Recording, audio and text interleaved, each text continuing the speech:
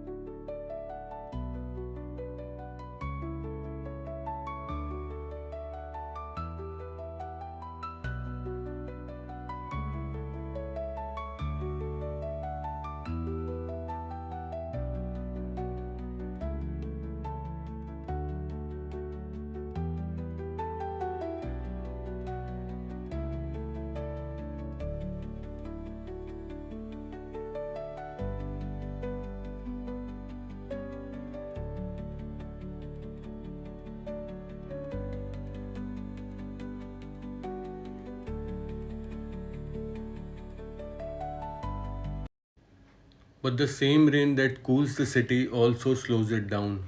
Roads disappear beneath water, potholes become invisible, a short drive suddenly takes much longer, and some people have to suffer.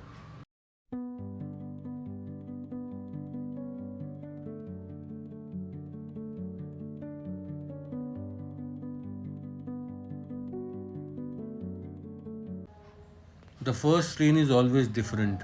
It never arrives with just one feeling. It brings relief, inconvenience, beauty, reminders. Some people smile, some people slow down, some people get stuck in traffic. The rain is the same.